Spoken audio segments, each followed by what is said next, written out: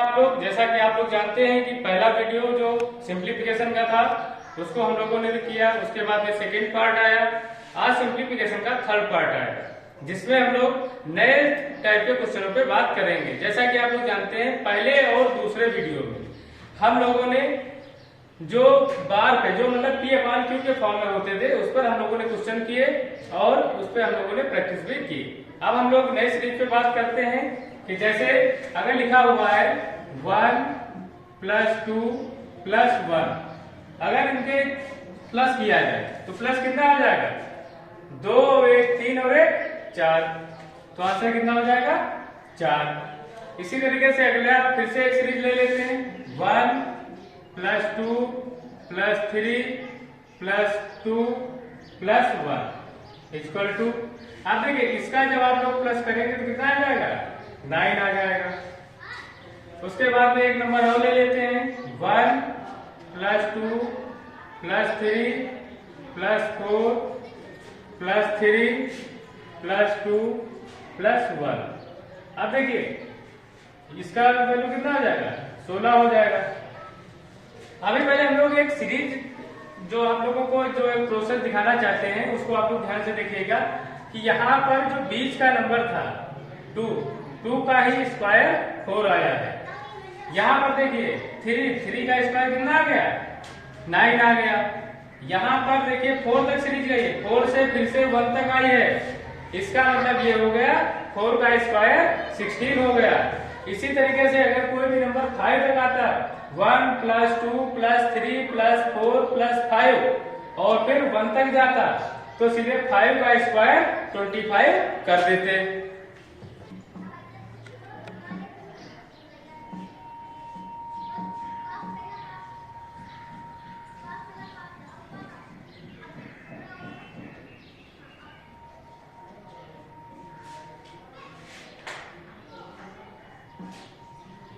दो सवाल आप लोगों के सामने लिखे हुए हैं।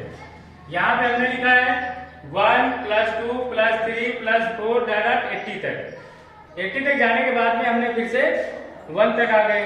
तो यहाँ पे जो आंसर होगा हमने बताया हुआ था जो भी नंबर होता है, जो भी नंबर हमारा होता है उसी का स्क्वायर कर देते हैं। जब उसी का स्क्वायर कर देंगे, यहाँ पर 80 है तो 80 का स्क्वायर करेंगे। 80 का स्क्वायर कितना होता है? 6400। तो आपका आंसर क्या हो जाएगा? 6400 योर आंसर। अब देखिए सामने ये आपका क्वेश्चन लिखा हुआ है।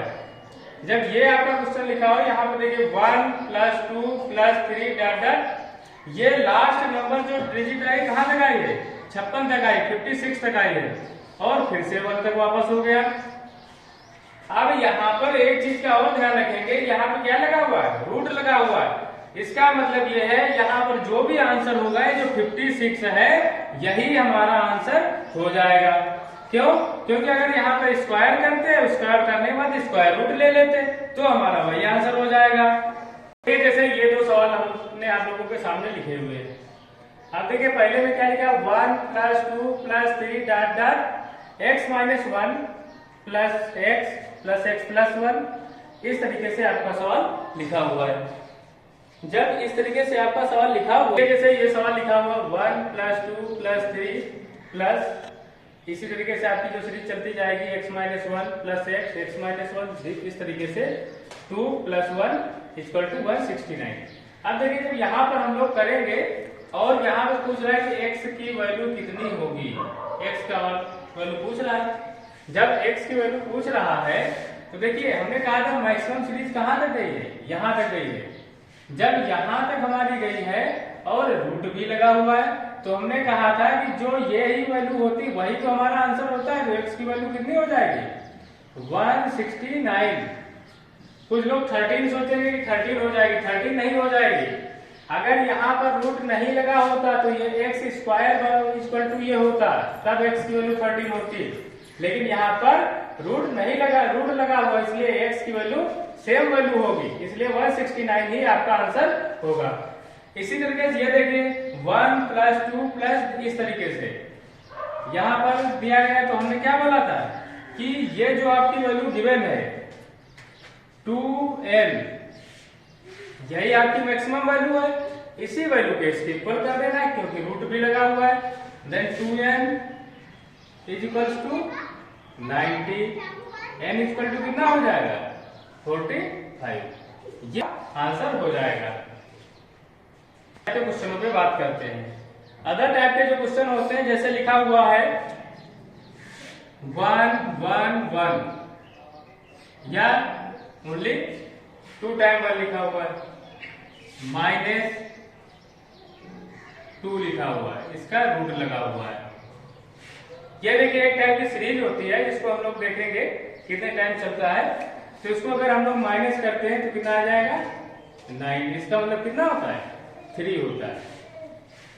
ये जितने टाइम्स होगा उसके हाफ टाइम्स ये होगा, इस चीज का ध्यान रखिएगा। ये सीरीज इसी बेस पे चलती है, उसी टाइप के सवाल होंगे। जैसे लिखा हुआ 1 1 1 1 4 टाइम्स है तो इसको कितने टाइम लिखा जाएगा 2 टाइम्स।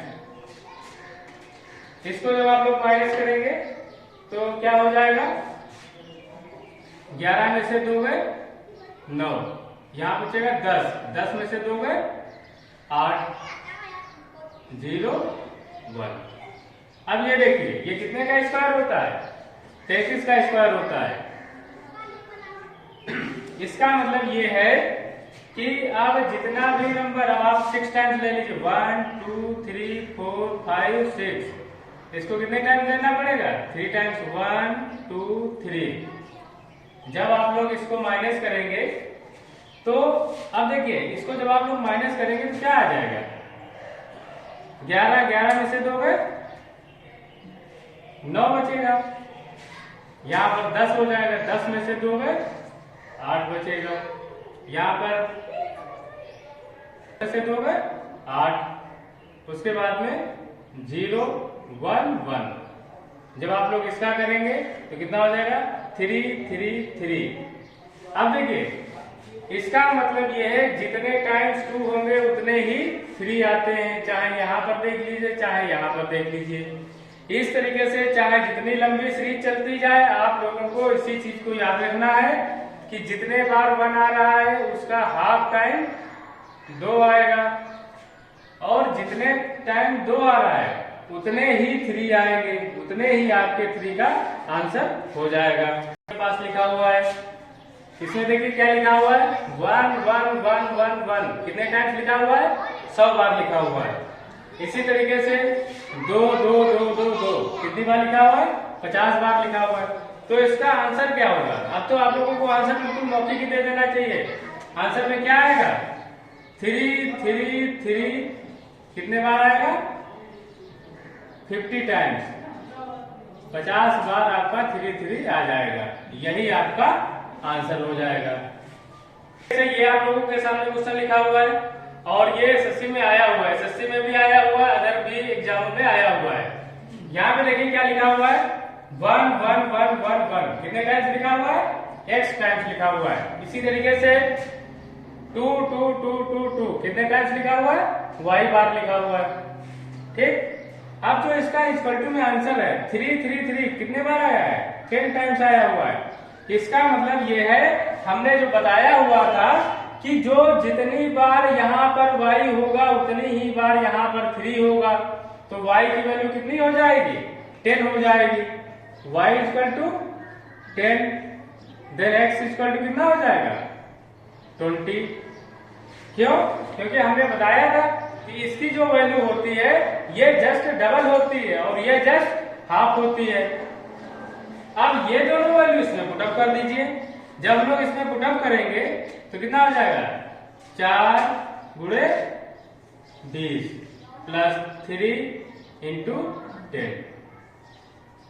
अब देखिए 20 चको 80 प्लस 10 दिया 30, कितना हो जाएगा 110 रूट के अंदर। ये आपका, अगर कोई डाउट हो तो एक बार फिर से देख लीजिए। हमने क्या बोला था कि ये जितनी बार आया हुआ है उतने ही बार हम लोग क्या लिखते हैं y की वैल्यू लिखते हैं। तो यहाँ पे कितनी बार है 10 बार, तो y की जगह पे कितना हो जाएगा y इक्वल टू 10 हो जाएगा।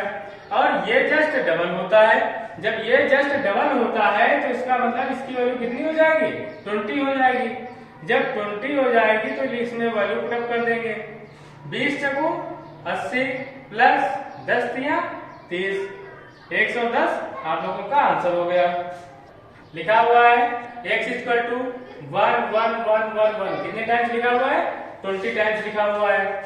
y की वैल्यू कितनी लिखी हुई है? 3 3 3 3 कितने टाइम्स लिखी हुई है? 10 टाइम्स लिखी हुई है। z की वैल्यू 2 2 2 2 2 10 टाइम्स लिखा हुआ है। अब देखिए हमको जो वैल्यू फाइंड करनी है x square minus Y square upon z की वैल्यू फाइंड करनी है। तो देखिए यहाँ पर तो नंबर हमारा काफी बड़ा है, अगर इसको अगर हम लोग लेकर के चलेंगे तो काफी बड़ा हो जाएगा।